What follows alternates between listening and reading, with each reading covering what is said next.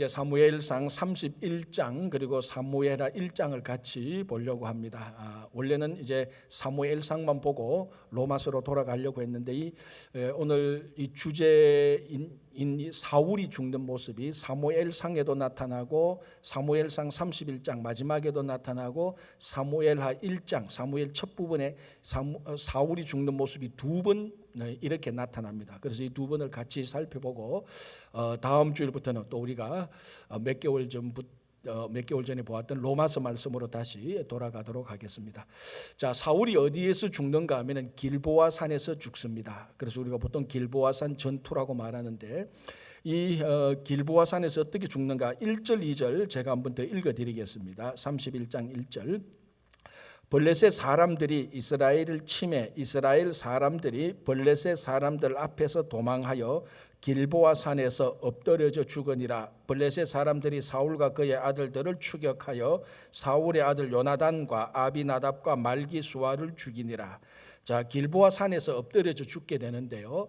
이 길보아 산의 위치가 어딘가 하면은 이스라엘 지도를 보면 한 중간에 이스라엘 평야가 있습니다. 이게 그러니까 이스라엘의 심장부와 같은 역할을 하는 겁니다. 여기서 가장 좋은 곡식이 많이 나고 이 곡창지대를 점령하면은 이스라엘을 남쪽 북쪽으로 다 점령할 수 있는 이스라엘 평야 가장 중요한 심장지대가 있는데 그 주변에 동북쪽에는 다볼산이 있고 그 다음에 모레산이 있고 그 다음에 길보아산이 이스라엘 평야의 동남쪽에 있습니다. 동남쪽에 있고 그쪽을 통해서 동쪽으로 가면은 요단강이 나오고 건너면 요단 지역이 나오는 겁니다. 이제 그게 암몬, 모압, 에돔이 그쪽에 다 살고 있죠. 그러니까 이 길보아 산이 이스라엘 평야로 들어가 요단에서 동쪽에서 이스라엘 평야로 들어가는 그 다리 역할을 하게 되는 것입니다. 그래서 반대로 이스라엘에서 길보아 산을 통과해서 요단으로 갈 수 있는 그러니까 이 길보아 산이 아주 중요한 군사적 요충지가 되는 것이죠. 그래서 이스라엘 평야가 이렇게 쭉 있다면은 여러분들 관점에서 보면 이스라엘 평야가 둥그렇기 때문에 이쪽에 길보아 산이 있고 이쪽에 요단이 있고 이제 이쪽에 그 이스라엘 평야가 있고 요 길보아 산에서 기손 강이 발행해서 올라가서 한 요점에 있습니다. 그래 요쪽 기손에서 요쪽에서 전투가 일어나다가 오늘 본문 보면은 블레셋 사람들과 이스라엘 사람들이 이쪽에서 전투를 하다가 이제 이스라엘 사람들이 패배해서 쭉 쫓겨나서 길보아 산까지 내려가서 거기서 죽게 되는 것입니다. 그래서 오늘 이것을 길보아 산이라고 말을 하는데 길보아 산 전투에서 사울과 그의 아들이 죽었다라고 말을 하는데 이런 군사적 요충지가 앞에서는 전쟁이 없었느냐? 없을 리가 없죠. 군사적 요충지니까. 특별히 사사기를 보면 여기서 두 번의 유명한 전쟁이 일어납니다. 첫 번째 전쟁이 무언가 하면은 우리가 사사기 할 때 살펴봤던 드보라와 시스라의 군대가 여기서 싸웁니다. 넓게 보면 이스라엘 평야고 그게 이제 기손 전투라고 말하는데 아까 말씀드린 것처럼 길보아 산에서 발행했던 시작했던 그 강의 끝부분 정도 하루 정도 부분에서 기손 전투가 일어나는데 거기서 이제 드보라와 시스라 그 군대 장관 시스라의 철병국 900성과 싸워서 이깁니다. 제가 사사기 할 때 이 말씀을 함께 나누었는데 이때 시스라 군대 장관 밑에 군사가 뭐 다른 군사도 있었지만 다른 군사보다 철병국 900성 900대 그러니까 이거는 우리말로 하면은 탱커와 같은 그런 막강한 군사력입니다. 그런데 이 드보라가 가지고 있었는 거 뭐냐 고작해야 뭐 칼과 창 정도인데 그 당시 칼도 철로 만든 칼이 없었습니다. 이 사울 때 와서 사울 왕과 요나단에게만 철로 만든 칼을 가지고 있었습니다. 그러니까 사사기는 사울보다 훨씬 앞시대였으니까 이 드보라가 가지고 있었던 드보라와 그의 군사들이 가지고 있었던 무기는 뭐 형편없는 거죠. 그런데 시스라와 그 밑에 군사들은 철병국 900성을 가지고 그 기손에서 전투를 하게 되는 겁니다. 그때가 건기였는데 이게 철병국 900성을 와서 전쟁할 때 하늘에서 비가 내려와 가지고 그 이스라엘 평야가 진흙탕이 되어서 철병거의 바퀴가 진흙탕에 다 박혀 가지고 철병거가 무용지물이 되면서 혼란이 일어나서 드보라 군사가 시스라의 그 그 철병국 900성을 이겼다는 얘기를 사사시대 때 우리가 살펴봤습니다. 바로 그 지역의 중요한 또 한 지역이 길보아 산입니다. 여기서 한번 전투가 있을 거예요. 또 사사기를 보면은 기드온의 300명 용사가 미디안의 13만 5천 명과 싸워서 이겼던 것도 바로 길보아산 바로 그 밑에 평야였습니다. 여러분 3만 2천 명의 이스라엘 군사를 만 명으로 죽이고 만 명에서 줄여서 기드온에게 300명만 붙이지 않습니까? 그때 미디안 군사는 13만 5천 명. 그 사람들이 길보아산 밑에 광야에 모여서 전쟁을 하는데 이게 전쟁이 될 리가 없지 않습니까? 300대 13만 5천 어떻게 싸워서 이기겠습니까? 그러나 우리가 사사기를 보면은 하나님께서 기드온에게 어떻게 합니까? 그 군사 300명이 빈 항아리를 들고 빈 항아리에 횃불을 들고 나팔을 불고 가다가 이제 타이밍에 맞추어서 빈 항아리를 깨면서 나팔을 들고 빈 항아리를 깨고 그 안에 횃불을 들고 나팔을 불면서 고함을 지르지 않습니까? 기드온을 위하여 일어나라, 여호와를 위하여 일어나라. 그래 막 고함을 치니까 그 반대편에 있는 미디안 군사 13만 5천 명이 그걸 보고 두려움에 빠져서 자중질환에 빠져서 막 흩어지고 혼란할 때 이 300명의 용사가 가서 그네들을 무찌르고 해서 뭐 물리치거나 많이 죽였던 곳이 바로 길보아산 바로 아래입니다. 그러니까 이 길보아산을 누가 차지하느냐에 따라서 이스라엘 평야를 가질 수 있느냐 못 가지느냐, 요단가에 길목을 터느냐 못 터느냐의 굉장한 중요한 군사적 요충지입니다. 그리고 사울이 이 길보아산에서 죽기 전까지 길보아산에서 이스라엘 군사가 전쟁을 해서 진 적이 없습니다. 오늘 사실은 성경을 보면 사울이 처음 길보아산에서 여기서 패배하게 됩니다. 자, 그러면은 다시 사사기로 돌아가서 드보라와 기드온의 300명 군사가 그 시스라 군사 철병국 900성과 미디안 군사 13만 5천 명을 이길 수 있었던 중요한 요인이 무엇죠? 무엇 때문에 그랬습니까? 그렇죠. 딱 하나였습니다. 하나님이 도와주셨기 때문입니다. 다른 이유가 하나도 없습니다. 상상할 수 없을 정도로 불리했는데 하나님께서 전적으로 도와주셔서 길보아산 아래 이스라엘 평야에서 기적과 같이 아니고 기적으로 드보라 군사가 이겼고 기드온 군사가 이겼던 것입니다. 바로 그곳에서 오늘 이 길보아산에서 이번에는 완전히 반대로 이스라엘 군사 즉 사울과 그의 아들들이 블레셋 군사에게서 완전히 패배하게 됩니다. 그래서 오늘 여기서 31장 1절 끝부분이 이렇게 말하죠. 길보아산에서 엎드려져 죽으니라. 자, 엎드려져 죽었습니다. 이스라엘 군사들이 사울이 그리고 다른 군사들이 어떻게 죽었냐면 엎드려져 죽었다. 자, 이 엎드려져 죽었다는 것을 이렇게 앞으로 엎드려져 죽었다 이런 뜻이 아니고 히브리어 원뜻은 관통당해서 죽었다는 말입니다. 무슨 말인가 하면은 블레셋 군사의 칼과 창이 이스라엘 군사를 찔렀는데 대충 찌르고 칼과 창을 빼는 것이 아니고 관통을 시켜버렸습니다. 완전히 죽이는 거죠. 그리고 화살을 쏘는데 화살이 관통합니다. 그러니까 화살이 그냥 손목이나 발목을 스치고 지난 것이 아니고 칼로 그냥 몇 번 찌르고 간두는 것이고 모든 이스라엘 군사의 시신 하나하나를 보면은 칼이나 창이나 화살이 다 관통해서 다 죽여버렸어요. 비참하게 죽은 거죠. 도륙당한 거죠. 왜 이번에는 이스라엘 군사가 블레셋 사람한테 관통해서 죽었겠습니까? 왜 이렇게 비참하게 패배했습니까? 왜 그렇죠? 그렇죠. 똑같은 이유입니다. 이번에는 하나님께서 도와주시지 않았기 때문에 그랬습니다. 하나님께서 다른 말로 하면 하나님께서 안 도와주실 뿐만 아니라 그냥 하나님께서 방치해버렸습니다. 우리 로마서 2장 18절 보면 사도 바울이 하나님께서 심판하시는 모습에 대해서 얘기하면서 마지막 심판이 무엇인가 하면은 그 마음에 하나님 두기를 싫어하는 사람들 그 상실한 마음대로 그냥 내버려 두사. 이게 하나님의 마지막 심판입니다. 그러니까 악인 그대로 악을 저지른 대로 그냥 그대로 내버려 둡니다. 방치시키죠. 유기시켜버리는 겁니다. 그럼 계속해서 악을 짓다가 망하게 되는 것이죠. 오늘 이 사울과 이스라엘 군사가 블레셋하고 싸우는데 하나님께서 그냥 방치시켜버립니다. 유기시켜버립니다. 하나님께서 사울을 심판하는 거죠. 하나님께서 도와주시지 않습니다. 그러니까 지금까지 승리의 장소였던 길보아산에서 처음으로 사울이 완전히 패배하게 되는 거예요. 박살이 나버리는 거예요.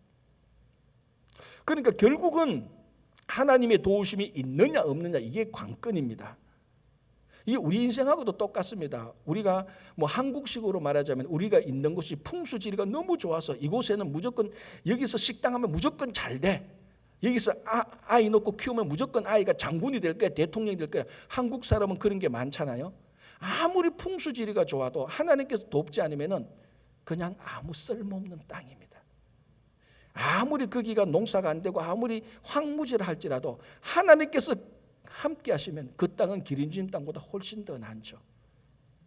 우리가 아무리 부족하고 못 배우고 못생겼다 할지라도 하나님께서 함께 하시면 그 인생은 항상 진짜 하나님께서 원하시는 승리한 인생이 되는 겁니다.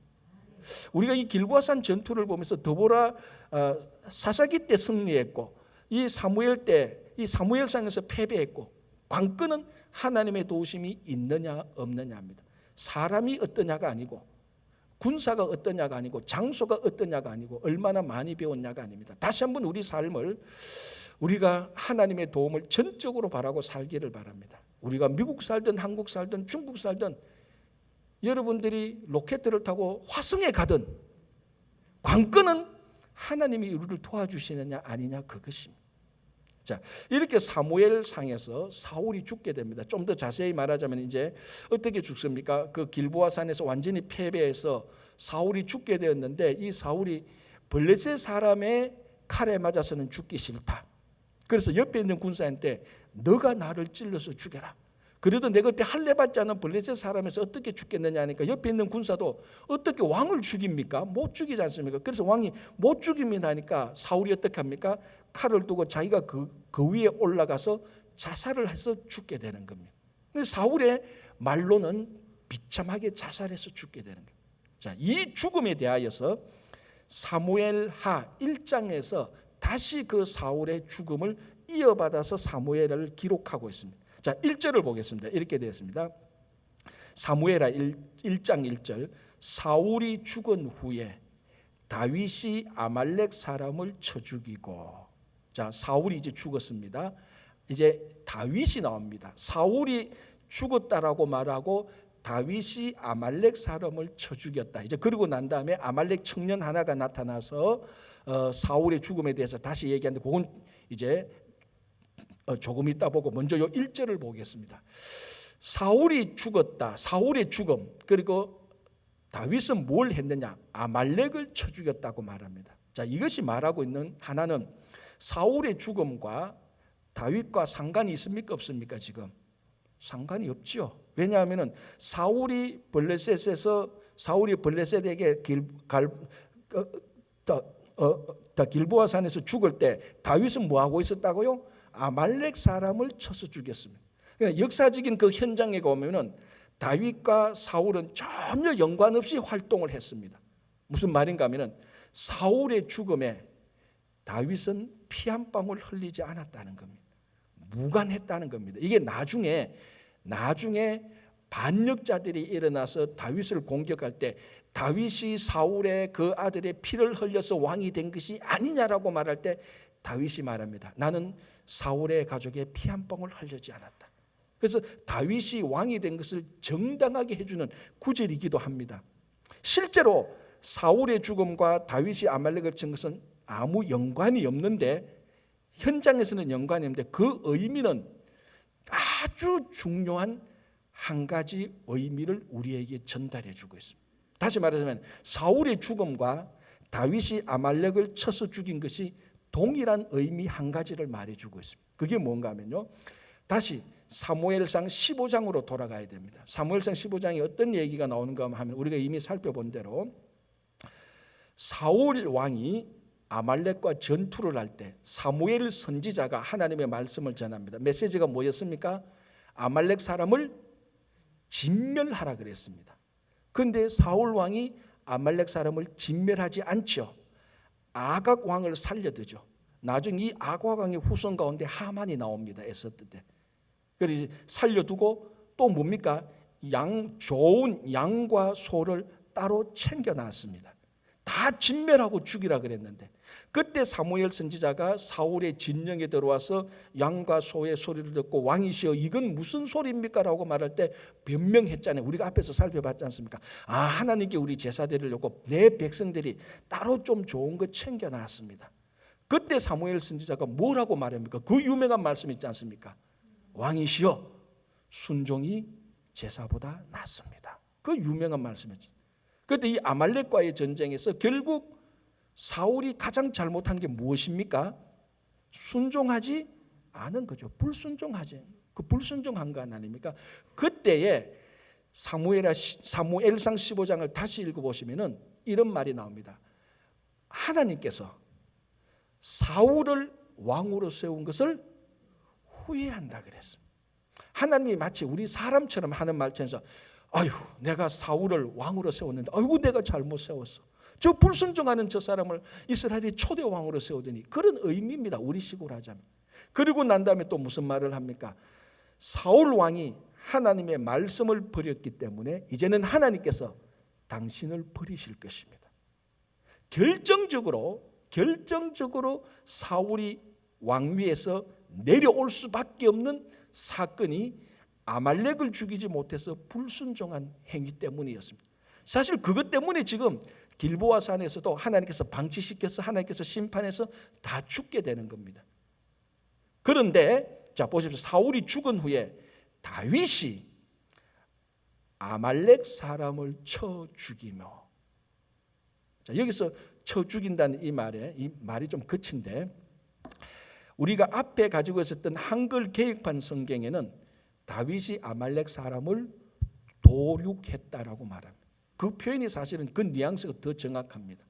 자, 사울이 죽었을 때 사울이 아말렉 사람을 진멸하지 못하고 하나님께 불순종했던 이 사울이 죽었을 때 다윗은 뭘 하고 있었다고요? 아말렉 사람을 진멸하고 있었습니다. 사울이 아말렉 사람을 진멸하지 못해서 불순종했던 것을 다윗이 아말렉 사람을 진멸함으로 사울의 불순종을 다윗의 순종으로 바꾸고 있습니다. 누가 왕이 되겠습니까? 하나님에게 순종하는 다윗이 왕이 된 거죠. 그래서 이 1절을 해석해서 번역하면 이렇게 씁니다.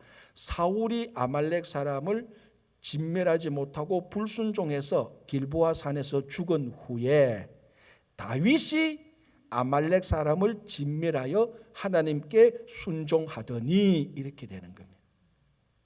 사울의 불순종을 다윗이 순종으로 극복하고 있습니다. 하나님께서 세우신 왕의 가장 본질적인 것은 세상의 왕이 아니고 하나님께서 세우신 왕의 가장 본질적인 것은 하나님께 순종입니다. 백성을 잘 다스리고 그거 아니에요. 오해하면 안 됩니다. 물론 하나님께 순종하는 것이 결과적으로 백성을 잘 통치하는 게 맞습니다. 그러나 그것을 우리가 이해하기 쉽도록 특이하게 구약시대에 하나님께서 선택해서 하나님께서 기름 부으신 왕의 가장 1번은 백성을 잘 다스리는 게 아니고 나라를 잘 통치하는 게 아니고 하나님을 섬기고 하나님에게 순종하는 거였습니다. 목사님, 왕이 백성을 잘 통치하는 게 1번 아닙니까? 라고 말하는데 아니요, 1번이 아니에요. 그러나 결과적으로 하나님께 순종한 왕은 결과적으로 당연히 백성을 잘 통치하게 됩니다. 자, 신명기 17장을 보면은 하나님께서 세우신 왕이 해야 될 것과 해서는 안 되는 것을 얘기하고 있습니다. 해서는 안 된 것이 3가지입니다. 특별히 첫째, 왕은 말을 많이 두지 말 것. 애굽에 있는 말. 자, 여기서 말하는 말은 내가 스피킹하는 홀스는 군사력입니다. 군사력. 아까 봤잖아요. 시스라의 철병국 900성. 그거 다 말 타는 기병 아닙니까? 군사력입니다. 그런데 하나님께서 왕을 세워놓고 왕에게 하는 말이 너 군사력 많이 가지지 마. 아니 왕이 국방을 강화시켜야 이방인들이 쳐들어오면 나라를 지키는 것이지. 하나님께서 왕을 세워놓고 너 국방력 많이 가지지 마. 이거하고 똑같습니다. 자, 그건 그렇다 칩시다. 두 번째 해서는 안 되는 게 뭡니까? 아내를 많이 가져서는 안 돼. 이거는 우리가 도덕적 윤리로 좀 이해되는 거겠죠. 그러나 이 핵심은 도덕적 윤리적 핵심이 아니에요. 그 당시 왕은 아내를 다른 주변 국가의 왕의 딸 공주를 자기 아내로 맞이합니다. 인물 안 봅니다. 몸무게 안 봐요. 한 번도 안 보고 왕의 공딸을 자기 아내로 맞이합니다. 왜? 그렇게 해서 그 나라와 내 나라가 외교적인 동맹, 니하고 내하고 같은 편이 되는 거예요. 그래서 왕의 아내가 많다는 것은 그만큼 그 왕이 주변 나라들과 외교적 동맹이 견고하다는 말입니다. 그리고 이걸 우리가 아이고 왕이 아내가 많아가지고 어떡하나 그런 차원을 뛰어넘는 겁니다. 물론 성적 타락을 방지하는 것도 있지만 더 중요한 것은 하나님이 세우신 왕은 외교적 동맹을 그렇게 강화해서는 안 돼. 이게 왕이 해야 될 게 뭡니까? 외교적으로 잘 네트워킹 시켜서 저 적군이 쳐들어올 때 외교적인 힘을 발휘해서 나라를 지켜야 되는 것 아닙니까? 그런데 하나님께서 왕에게 그거 하지 말래. 무슨 왕이 이렇습니까? 하나님이 왕 세워놓고 왕을 죽이려고 합니까? 자, 또 그렇다 칩시다. 세 번째, 은과 금을 많이 두지 말 것. 나라가 부유해지려면 나라의 국고가 튼튼해야 됩니다. 나라 재정이 튼튼해야 되죠. 한국식으로 말하면 달러를 많이 가지고 있어야 되고, 그거 못 가지고 있다 97년 IMF 당하고 그랬는데, 하나님이 왕을 세워놓고 은과 금을 많이 가지지 마. 경제적인 부유함을 추구하지 마. 경제가 튼튼해야 그 경제 가지고 나라가 어려울 때 외국인 처음에 용병도 사고 건물도 짓고 건설도 짓고 백성들을 배부르게 해줘야 되는 것이 왕 아닙니까? 왕이 경제를 부유하게 하고 외교적 동맹을 튼튼하게 하고 왕이 국방을 강화해서 백성을 잘 다스리는 것이 인류 역사로 그 왕이 최고 왕입니다. 그런데 하나님께서 왕 세워놓고는 그거 하지 말래. 왕 못하게 세웠습니다. 그러면은 그 다음에 하나님께서 세우신 왕이 해야 될 일이 있습니다. 거기에 17장 18절 19절인데 제가 요건 한번 읽어드릴게요. 신명기 17장 18절 19절은 그가 왕위에 오르거든 이 율법서의 등사본을 레위 사람 제사장 앞에서 책에 기록하여, 그러니까 쉽게 말하면 하나님의 말씀을 가지고 평생에 자기 옆에 두고 읽어 그의 하나님 여호와 경외하기를 배우며 이 율법의 모든 말과 이 규례를 지켜 행할 것이니라.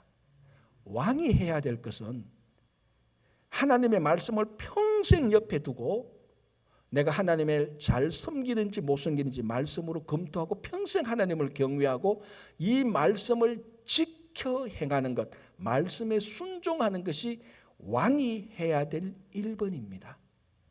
하나님께서 기름 부어 세우신 왕은 백성을 잘 다스리기 이전에 먼저 하나님을 섬기는 본을 백성에게 보여야 되는 거예요. 하나님에게 왕이 하나님의 말씀을 순종하니 백성들도 하나님의 말씀에 순종하라는, 그게 왕이 해야 될 1번입니다. 그러니까 하나님께서 기름 부어서 세우신 왕은 세상의 왕이 해야 되는 것하고 순서가 다릅니다.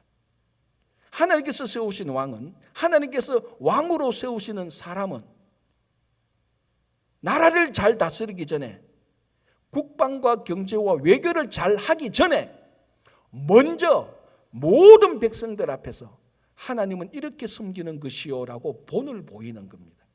하나님께 이렇게 순종하는 것인가를 보이는, 그 순종의 본을 보이는 것이 왕이 해야 될 1번입니다. 그런데 사울은 왕이 되어서 나라를 잘 통치하려고 했어요. 하나님에게 불순종까지 해가면서 나라를 잘 통치하려고 했어요. 자, 그 앞에 블레셋과의 전쟁에서 무슨 일이 생깁니까? 사울이 블레셋과 전쟁할 때 하나님께 제사 드리고 전쟁해야 되는데 이 제사의 주권을 사무엘 선지자가 와야 제사를 드리는데 사무엘 선지자가 좀 늦게 오니까 전쟁에서 이기려고 사무엘 선지자를 제끼고 자기가 제사 드리고 블레셋하고 전쟁하려고 했습니다. 그 속에 담겨있는 것은 이 전쟁에서는 이겨야 되고 나라를 잘 다스려야 되고 그리고 백성들한테 인기 오고 나라의 땅을 넓히려고 했던 겁니다. 잘못됐나요? 세상의 왕은 잘못된 것 없습니다. 세상의 왕은 이래야 되는 겁니다. 그러나 하나님께서 기름 부어서 세우신 왕은 그거 이전에 백성들에게 순종과 하나님 경외하는 본을 보여야 되는 겁니다. 그래서 사울은 나라를 잘 다스리려고 했는데 다윗은 하나님께 순종하는 본을 보이고 있습니다. 하나님께서 다윗을 광야에서 10년 동안 훈련시킨 것은 다윗이 어떤 전술을 쓸지, 어떻게 외교 동맹을 맺을지, 어떻게 은과 금을 잘 모을지 그거 훈련시킨 것 하나도 없습니다. 다윗이 왕이 될 때 백성들에게 하나님께 순종하는 본을 보이기 위하여서, 하나님을 경외하는 본을 보이기 위해서 10년 동안 그토록 왕이 되기 위해서 훈련시킨 겁니다. 그래서 오늘 1절에 사울이 죽은 후에 사울이 다메섹을 진멸하지 않고 불순종을 한 후에, 자, 사울이 왜 사울이 왜 그 아말렉 사람을 다 안 죽였습니까? 백성들한테 인기 없고 좋은 양과 좋은 소를 가지고, 그리고 나라를 부강하고 더 좋게 하기 위해서. 아각을 왜 살려줍니까? 혹시나 나중에 아각으로부터 도움을 받을까? 외교적인 머리를 돌린 겁니다. 그러나 다윗은 나라를 잘 다스리기 전에 하나님께 순종하는 본을 봅니다. 그걸 10년 동안 하나님께서 훈련시켰습니다. 하나님께서 사람을 세워서 기름을 부어서 왕으로 세우는 것은 나라를 다스리는 게 아니라 이것이 하나님의 나라라고 보여주는 순종과 경외함입니다. 똑같은 맥락으로 하나님께서 우리를 부르신 이유는 우리가 이 세상에서 성공하고 출세하기 위해서 부른 게 아닙니다. 이 혼탁하고 혼란하고 어두운 세상에서, 이런 세상에서도 하나님을 섬기고 하나님의 말씀에 순종하는 본을 보이라고 우리를 부르신 겁니다.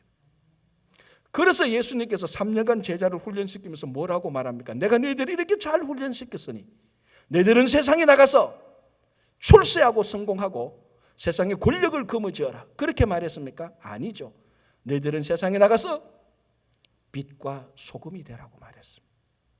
그래서 세상에 나가서 어떻게 사는 게 하나님께 순종하고 어떻게 사는 게 하나님께 영광 돌리는가 본을 보이는 것이 우리가 하나님께 부름받은 이유입니다. 그래서 1절에 사울이 죽은 후에 잘 통치하려고 했던 이 사울은 하나님께서 심판해버립니다. 그러니까 하나님께 순종하고 하나님의 섬기는 본을 보여서 하나님께서 다윗을 불러서 왕으로 세웁니다. 그 다음에 모든 것은 하나님께서 그때마다 필요할 때마다 도와주시고 모든 적들을 막아주시는 것입니다. 여러분, 우리 삶의 목표를 또는 우리 자녀들의 목표를 이 세상에서 세상 사람들하고 똑같이 우리가 예수 믿어서 세상 사람들보다 더 잘 되자, 예수 믿어서 세상 사람들보다 더 높게 되자, 그게 예수님께서 우리를 부르신 목적이 아닙니다. 우리가 예수 믿어서 이 세상에서 하나님 섬기는 본을 보이고 순종의 본을 보이시기 바랍니다. 자, 15절 16절을 제가 한번 읽어볼게요. 1장 15절 16절은 다윗이 청년 중 한 사람을 불러 이르되 가까이 가서 그를 죽이라 하며 그가 침에 곧 죽으니라. 다윗이 그에게 이르기를 너의 피가 너의 머리로 돌아갈지어다. 너의 입이 너에게 대하여 정언하기를 내가 여호와의 기름 부은 자를 죽였노라 함이니라 하였더라.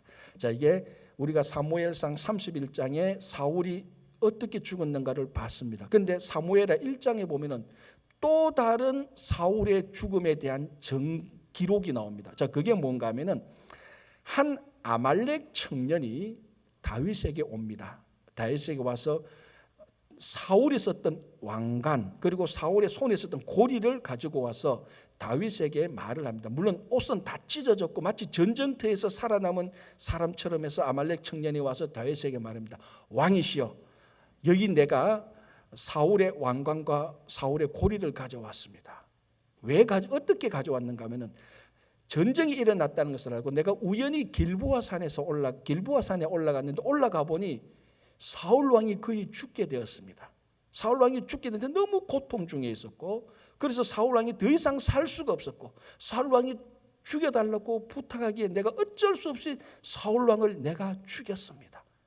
그리고 사울 왕이 죽었다는 그 표시로 여기 왕관과 사울 왕이 썼던 고리를 가져왔습니다 라고 이렇게 갖다 내는 겁니다. 자, 이게 사실입니까? 조작입니까? 조작이죠. 사울 왕은 이렇게 죽지 않았습니다. 사울 왕은 자살해서 죽었는데 아말렉 청년이 자기가 어쩔 수 없이 죽였다고 말을 합니다.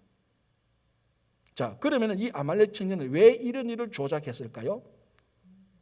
사울이 죽은 것을 알고 이 아말렉 청년은 다윗과 사울과의 관계를 다 압니다. 물론 그 당시 그 사람들 다 알았죠. 그러니까 사울이 죽은 것을 알고 이때다. 내가 다윗에게 가서, 지금 다윗은 이를 하나도 모르니까 내가 사울을 죽였다고 하자. 그러면 다윗은 다윗의 원수인 사울을 내가 죽였다고 하니까 얼마나 좋아하겠는가. 그 증거물 또 가지고 가자.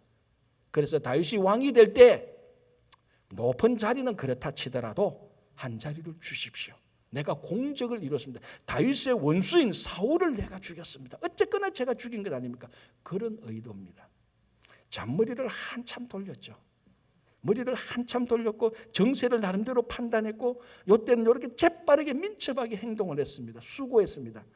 결론은 지 무덤 지가 판 거죠. 다윗이 그렇게 온 이 청년을 죽여버렸습니다. 그래서 이게 가만히 읽어보면요, 이게 블랙 코미디예요. 코미디. 우습잖아요. 잔머리 한참 돌리고 열심히 수고했는데 결국 자기가 자기를 죽이는 그런 무덤을 파는 겁니다. 그래서 제가 좋아하는 말이 있지 않습니까? 머리가 온전하지 못하면 머리를 돌리지 마라 그랬습니다. 머리도 온전하지 않은 게 다윗의 마음도 모르고 실제 정세를 모르고 머리 돌렸다가 자기가 자기를 죽이는 그런 지금 아주 블랙 코미디에 빠져버렸어요. 헛수고한 거죠. 가만히 보면서 제가 무슨 생각이 드는가 하면 우리 주변에 일의 인생 사는 사람 참 많더라는 겁니다. 평생 수고했는데 평생 머리를 돌려고 했는데 결국 나중에 막판 되니까 자기 무덤 자기가 파는, 그냥 자기가 파면 자기 들어가서 그냥 죽는 거예요. 지금 이 청년이 그렇게 하는 겁니다. 헛수고를 하는 겁니다. 왜 헛수고가 될 수밖에 없나? 다윗의 마음, 하나님께서 진짜 무엇을 아는가를 몰랐던 것입니다. 그 독일의 살몬이라는 유대인이 밀도살을 했습니다. 그 밀도살이 뭔가 하면은 이제 정부가 허락하지 않는 돼지와 소를 몰래 죽여서 파는 거예요. 이제 밀도살하다가 이제 그 경찰한테 잡혀서 이제 감옥에 갈 판입니다. 이제 재판을 열어야 되는데 그 가족들이 아유, 우리 살몬을 살려야 되겠다. 감옥에는 가서는 안 되겠다. 감옥에 가는 벌만은 피해야 되겠다 해서 그 배심원단 가운데 아주 영향력 있는 배심원 한 사람을 몰래 불러서 3,000마르크를 주면서 그는 뇌물을 주면서 부탁을 했습니다. 제발 우리 살몬을 배심원들한테 영향을 줘서, 다른 사람 영향을 줘서 벌금형으로 끝나게 좀 해주십시오. 제발 감옥 가는 것은 좀 막아주십시오. 3,000마르크 주고 잘하면 나중에 또 더 드리겠습니다. 그냥 배심원을 매수한 거죠. 이거 아주 불법이지 않습니까? 그럼 배심원이 그 돈을 받고 오케이 알았어. 근데 이제 그 재판을 열리기 전에 이제 배심원들이 회의하고 그랬는데 결국 재판이 열려서 이 살몬이 벌금형을 받았어요. 그러니까 가족들이 얼마나 좋겠습니까? 와, 감옥 갈 우리 살몬이 결국 벌금형을 받았구나. 그래서 이제 그 배수인을 다시 그 변호인을 다시 만나서 얘기했습니다. 너무 고맙습니다. 너무 이번에 수고했습니다. 이번에 배심원 회의하는데 힘들었죠. 이 벌금형 받아내는데 하니까 이렇게 말합니다. 너무너무 힘들었어. 아유, 다른 배심원들이 벌금형 안 하겠다고 얼마나 하는지. 그래서 내가 벌금형 받아내는다고 참 힘들었어. 그래서 물으니까 뭐라고? 다 그래서 다른 배심원들이 전부 다 감옥에 보내자고 하던가 하니까 아니요, 무죄래요, 무죄. 그런데 내가 그걸 벌금형 받아냈다고 너무 힘들었어요, 고생했어요 그때. 이 청년하고 똑같지 않을까? 자기 무덤장 돈은 돈대로 다 주고 가만히 있었으면 무죄되고 아무 일도 없었을 건데 지 무덤 지 파는 겁니다. 지금 어쩌면 우리들 가운데 열심히 수고하고 있는데 알고 보니까 우리 세상을 요즘 한국의 세상을 삽질한다는 게 있어요. 엉뚱한 일 하는 겁니다. 좀 엉뚱한 일 한 겁니다. 그래서 그 자리에서 즉각 죽게 된 거예요. 하나님의 마음을 알지 못하고 하나님의 뜻이 무엇인지 알지 못하고 아무리 수고해본들 세상 말로 그게 삽질이고 헛수고입니다. 그래서 이 청년이 그래서 죽게 되는 거예요. 이게 얼마나 코미디스러운, 얼마나 우습습니까? 그러나 더 중요한 것은 이 청년이 왜 죽었느냐 하는 겁니다. 왜 죽었습니까? 하나님께서 기름 부음 받은 자를 청년이 죽이기 때문에 다윗이 재고의 가치도 없이 1초도 생각 안 하고 그 자리에서 죽여버렸습니다. 자, 다윗이 사울, 즉 기름 부음 받은 사울을 죽일 수 있는 기회가 얼마나 많았습니까? 우리가 지난주에 살펴본 대로 엔게디 동굴에서 절호의 찬스로 진짜로 하나님께서 다윗의 손에 사울을 넘겼다고 말할 정도로 절호의 찬스가 있는데 다윗조차도 하나님께 기름 부음 받은 다윗조차도 하나님께 기름 부음 받은 사울을 피 한 방울 흘리지 않았습니다. 몸에 손대지 않았습니다. 고작이야 칼로 옷자락만 살짝, 그것도 양심에 찔렸습니다. 우리가 살펴보지 않는데 요거 비슷한 사건이 십항무지에서 또 일어납니다. 그때는 이제 물병하고 가지고 오죠. 진짜 죽일 수 있는 절호의 찬스가 있었는데 다윗은 사울이 기름 부음 받은 자라고 해서 손끝 하나 안 대고 실제로 마음속으로도 딴 마음을 품지 않았습니다. 우리가 그렇지 않습니까? 행동은 이래야지만 마음속으로는 투덜거릴 수 있지 않습니까? 그러니까 다윗은 마음 자체적으로도 사울을 주인이라고 섬겼습니다. 그리고 다음에 보겠지만 이제 1장 17절부터 이 다윗이 애가를 부르는데 진짜 죽은 사울을 위해서 내 주 왕이여라고 말한, 진짜 다윗은 하나님께서 기름 부음 받은 사울을 진심으로 왕으로 인정하고 진심으로 손끝 하나 대지 않았습니다. 그런데 감히 이방 천년 아말렉이 하나님의 기름 부은 자를 죽였다고? 하나님의 절대적인 권한, 절대적인 주권에 네가 침범했구나. 우리도 아무도 그걸 두려워 떠는데 네가 침범했구나. 너야말로 죽어야 될 것이라고 하나님의 절대적인 주권에 침범한 이 아말렉 청년을 다윗이 죽여버렸던 것입니다. 그래서 다윗이 하나님의 주권을 지킨 것입니다. 물론 하나님의 주권은 하나님 스스로 지키지만 다윗이 하나님의 주권이 어떤 것인가를 그 주변에 있는 자기 군사들에게 다 보여줬습니다. 하나님의 주권에 침범하는 자는 이처럼 죽을 수밖에 없다는 것을 보여주는 것입니다. 여러분, 일부 예배 때 제가 이야기를 안 했는데 하나 얘기를 할게요. 이 한자 수고에 월관지해 어지환이라는 게 있습니다. 이게 뭐냐면은 관리가 월권을 하는 것이 한겨울의 추위보다 피해가 더 심하다라는 것입니다. 이게 한나라 때 일어났던 건데 소주라는 군주가 술을 먹고 잠을 자게 됩니다. 술 취해서 낮잠을 자는데 이 술을 먹어서 행실이 좀 방자했죠. 옷을 좀 아주 좀 그냥 거의 누드 비슷하게 잠을 잤습니다. 그때 이 군주의 모자를 담당하는 정관이라고 말해요. 이 정관이 보니까 자기 군주께서 술을 먹고 너무 춥게 자니까 이제 왕의 옷을 담당하는 전이한테 가가지고 보니까 없어 전이가 담당하는 옷을 가지고 와서 왕을 덮어줬습니다. 춥게 자니까. 그래서 그 다음날 이니까 왕이 일어나 보니까 자기가 술 취해서 잤는 거하고 이게 다르거든요. 따뜻한 옷을 입고 잤거든요. 그래서 이게 어떻게 됐냐 하니까 전이 왕의 모자를 담당하는 신하와 왕의 옷을 담당하는 신하가 불려왔습니다. 그러니까 왕의 옷을 담당하는 이 신하는 이제 완전 어떻게 됩니까? 초죽음이 난 거죠. 벌벌 떨었습니다. 자기가 왕의 옷도 담당해야 하는데 자기도 모르는 사이에 왕의 옷이 나갔고 왕이 또 그렇게 추운데 주무시는 것도 모르고 옷도 덮어주지 않았고, 그래서 이 전의 왕의 옷을 담당하는 사람은 사시나무 떨듯이 벌벌 떨었습니다. 그때 왕이 말합니다. 여차하고 저차 해서 너는 너의 옷을 지키지 못하고 업무를 게으리했으니까 너는 벌을 받아야 된다. 벌 받을 짓을 한 거죠. 그런데 이제 모자를 담당하는 이 신하는 내심 쾌재를 불렀습니다. 그렇지, 내가 왕의 추운 몸을 옷을 가져와서 따뜻하게 덮여줬으니까 하나님께서 왕이 내게 상을 내리실 것이라고 이렇게 생각하고 있었는데 군주가 너도 똑같이 이 전의처럼 벌을 받아야 된다고 말했습니다. 깜짝 놀랐죠. 옆에 있는 다른 신하도 깜짝 놀랐습니다. 아니 왕이시여, 이 지금 왕의 모자를 담당하는 이분이 바로 옷을 가지고 왕의 몸을 덮어줘서 왕이 지난밤에 따뜻하게 주무실 수 있었는데 왜 벌을 주십니까? 라고 말할 때 이 소주라는 군주가 이렇게 말했습니다. 너는 네 업무를 벗어나서 다른 사람의 업무에 들어가서 그 사람의 업무인 옷을 가지고 왔기 때문에 내가 밤에 추위를 타는 것보다 더 많은 피해를 끼쳤다라고 말을 합니다. 그래서 이게 월간짐에 그러니까 어지환이라는 말이 나온 겁니다. 그래서 다른 사람의 관리가 다른 사람의 업무를 업무에 침범해서 일을 한 것은 한겨울의 추위보다 더 해를 끼칠 수 있다라는 말이에요.